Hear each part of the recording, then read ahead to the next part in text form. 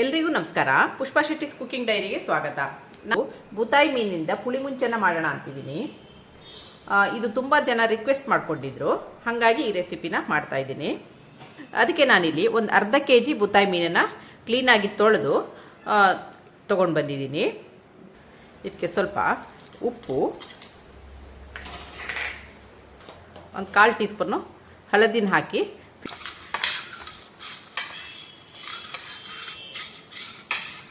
ಈಗ ಇದೊಂದು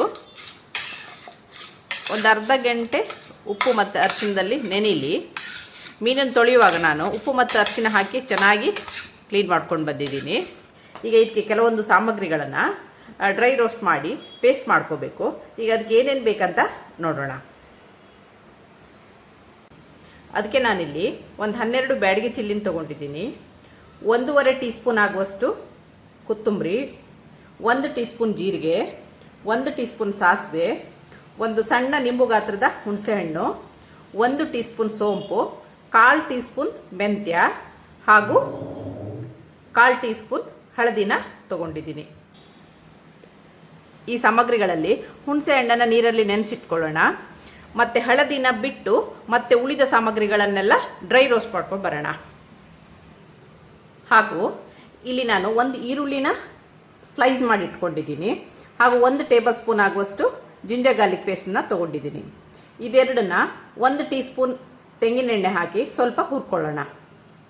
ಹಾಗೂ ಒಗ್ಗರಣೆಗೆ 1-2 ಟೇಬಲ್ ಸ್ಪೂನು ತೆಂಗಿನೆಣ್ಣೆ ಹಾಗೂ ಕರಿಬೇವನ್ನ ತೊಗೊಂಡಿದ್ದೀನಿ. ಈಗ ಮುಂದಿನ ಸ್ಟೆಪ್ ಏನಂತ ನೋಡೋಣ. ಈಗ ನಾನಿಲ್ಲಿ ಆಲ್ರೆಡಿ ತವವನ್ನು ಬಿಸಿಗಿಟ್ಕೊಂಡಿದ್ದೀನಿ. ಈಗ ತಗೊಂಡಂಥ ಸಾಮಗ್ರಿಗಳನ್ನೆಲ್ಲ ಡ್ರೈ ರೋಸ್ಟ್ ಮಾಡ್ಕೊಳ್ಳೋಣ. ಈಗ 12 ಕೆಂಪು ಮೆಣಸನ್ನು ಹಾಕ್ತಾಯಿದ್ದೀನಿ. ನಾನು ಇದು ಆಲ್ರೆಡಿ ರೋಸ್ಟ್ ಮಾಡಿಟ್ಟಂಥ ಮೆಣಸು. ಚಿಲ್ಲಿನ ಹೇಗೆ ಪ್ರಿಸರ್ವ್ ಮಾಡೋದಂತ ನಾನು ಆಲ್ರೆಡಿ ವಿಡಿಯೋ ಮಾಡಿ ಹಾಕಿದ್ದೀನಿ. ಮಳೆಗಾಲದಲ್ಲಿ ಮತ್ತು ಫ್ಲ್ಯಾಟ್ನಲ್ಲಿರೋರೆಲ್ಲ ಚಿಲ್ಲಿನ ಹೇಗೆ ಪ್ರಿಸರ್ವ್ ಮಾಡೋದಂತ ಆಲ್ರೆಡಿ ನಾನು ವಿಡಿಯೋ ಮಾಡಿ ಹಾಕಿದ್ದೀನಿ. ಈಗ ಈ ಚಿಲ್ಲಿನ ಸ್ವಲ್ಪ ರೋಸ್ಟ್ ಮಾಡ್ಕೊಳ್ಳೋಣ.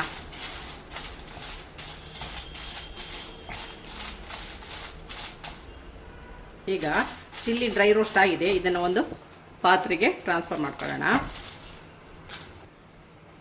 ಈಗ ಒಂದು 1/4 ಟೀ ಸ್ಪೂನ್ ಮೆಂತ್ಯನ ಹಾಕ್ತಾ ಇದ್ದೀನಿ.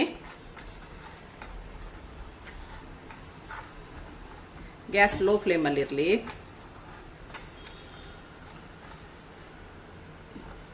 ಮೆಂತ್ಯ ಸ್ವಲ್ಪ ಹುರಿದಾಗಕ್ಕೂ ಸಾಸಿವೆ 1 ಟೀ ಸ್ಪೂನ್ನ ಹಾಕ್ತಾ ಇದ್ದೀನಿ.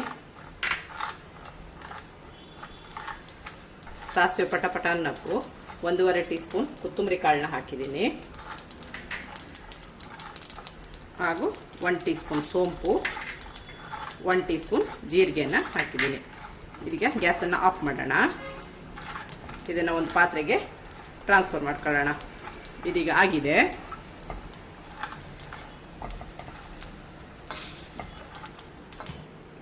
ಈಗ ಇದೇ ಬಾಣಲಿಗೆ 1 ಟೀ ಸ್ಪೂನ್ ಆಗುವಷ್ಟು ತೆಂಗಿನ ಎಣ್ಣೆಯನ್ನು ಹಾಕ್ತಾ ಇದ್ದೀನಿ. ತೆಂಗಿನ ಎಣ್ಣೆ ಬಿಸಿಯಾದ ನಂತರ ಏನು ಒಂದು ಈರುಳ್ಳಿನ ನಾನು ಕಟ್ ಮಾಡಿ ಇಟ್ಕೊಂಡಿದ್ದೀನಿ ಅದನ್ನು ಇದಕ್ಕೆ ಹಾಕಿ ಹುರಿತಾ ಇದ್ದೀನಿ. ಇದು ಸ್ವಲ್ಪ ಫ್ರೈ ಆಗಲಿ.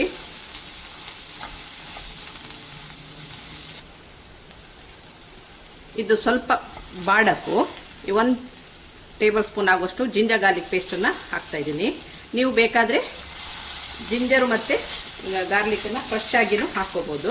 ನಾನಿಲ್ಲಿ ಪೇಸ್ಟನ್ನು ಯೂಸ್ ಮಾಡ್ತಾ ಇದ್ದೀನಿ.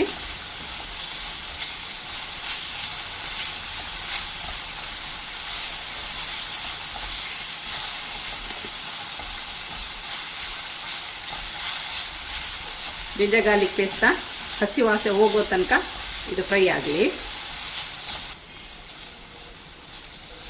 ಇದು ಇದರಲ್ಲೇ ಚೆನ್ನಾಗಿ ಬಾಡಲಿ. ಈಗ ಗ್ಯಾಸನ್ನು ಆಫ್ ಮಾಡೋಣ. ಇದನ್ನು ತಣ್ಣಗಾದ್ಮೇಲೆ ಈ ಹುರಿದಿಟ್ಟ ಸಾಮಗ್ರಿಗಳೊಂದಿಗೆ ಚೆನ್ನಾಗಿ ಪೇಸ್ಟ್ ಮಾಡ್ಕೊಂಬರೋಣ. ಹುಣಸೆ ಹಣ್ಣನ್ನು ಸೇರಿಸಿ ಚೆನ್ನಾಗಿ ಪೇಸ್ಟ್ ಮಾಡ್ಕೊಂಡು ಬರೋಣ.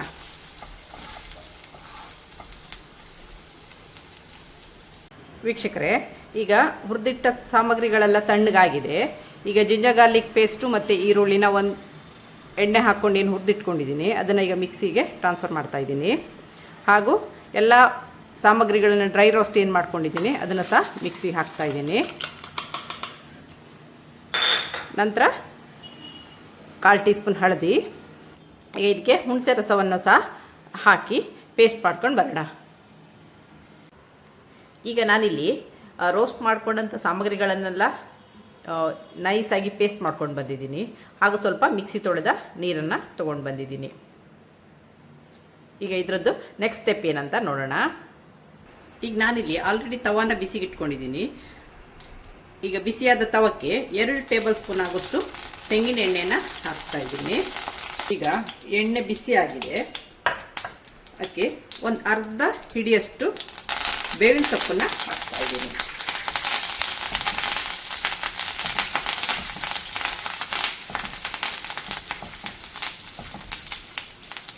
ಬೇವಿನ ಸೊಪ್ಪು ಫ್ರೈ ಆದ ನಂತರ ಏನು ನಾನು ಮಸಾಲ ಹುರಿದು ಪೇಸ್ಟ್ ಮಾಡಿ ಇಟ್ಕೊಂಡಿದ್ದೀನಿ ಅದನ್ನು ಹಾಕ್ತಾ ಇದ್ದೀನಿ.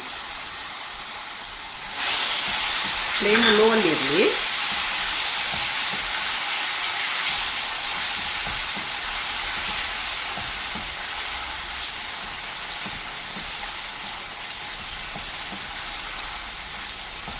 ಚೆನ್ನಾಗಿ ಫ್ರೈ ಆಗಿದೆ. ಇದರಲ್ಲಿ ಹಾಕಿದ ಮಸಾಲೆ ಸ್ವಲ್ಪ ಹಸಿ ವಾಸನೆ ಹೋಗೋ ತನಕ ಹುರಿರಿ.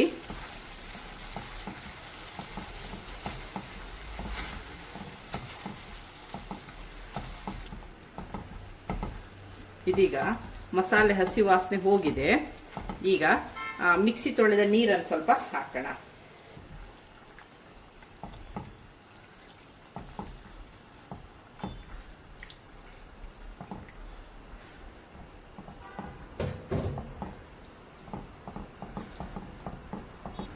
ಈಗ ಮಸಾಲೆ ಎಲ್ಲ ಹೊಂದ್ಕೊಂಡಿದೆ.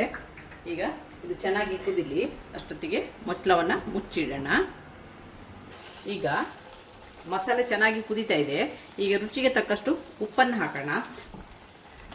ಆಲ್ರೆಡಿ ನಾವು ಮೀನಿಗೆ ಉಪ್ಪು ಹಾಕಿ ಕಲಸಿಟ್ಟಿದ್ದೀವಿ. ಆದ್ದರಿಂದ ಇದಕ್ಕೆ ಸ್ವಲ್ಪ ಕಡಿಮೆನೇ ಉಪ್ಪನ್ನು ಸೇರಿಸ್ತಾ ಇದ್ದೀನಿ ನಾನು. ಈಗ ಇದು ಉಪ್ಪು ಹಾಕಿದ್ಮೇಲೆ ಚೆನ್ನಾಗಿ ಹೊಂದ್ಕೊಳ್ಳಿ ಮಸಾಲೆ ಜೊತೆ.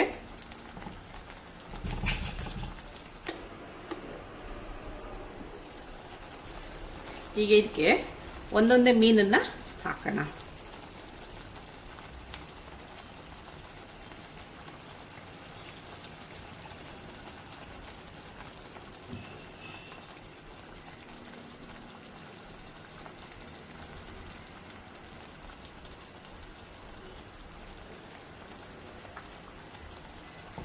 ಚೆನ್ನಾಗಿ ಕುದೀಲಿ ಮಸಾಲೆ ಜೊತೆ.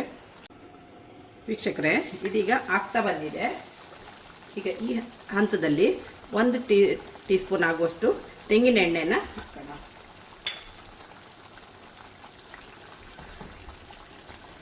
ಚೆನ್ನಾಗಿ ಕುದಿದೆ. ಇದು ತಣ್ಣಗಾದ್ಮೇಲೆ ಇನ್ನೂ ಗಟ್ಟಿ ಬರುತ್ತೆ.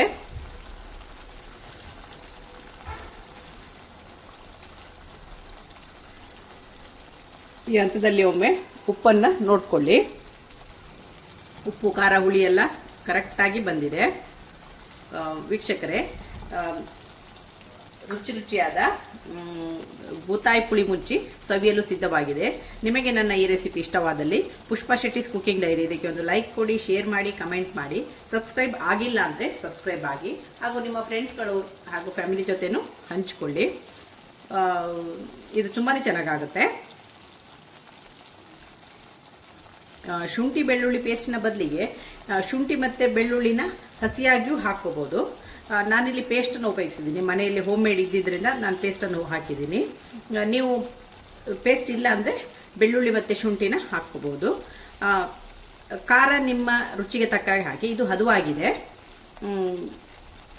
ತುಂಬ ಚೆನ್ನಾಗಿ ಬಂದಿದೆ. Thank you. ಈಗ ಫ್ಲೇಮನ್ನು ಆಫ್ ಮಾಡೋಣ. ಇದು ತಣ್ಣಗಾದ ಮೇಲೆ ದಪ್ಪ ಬರುತ್ತೆ ರಸ.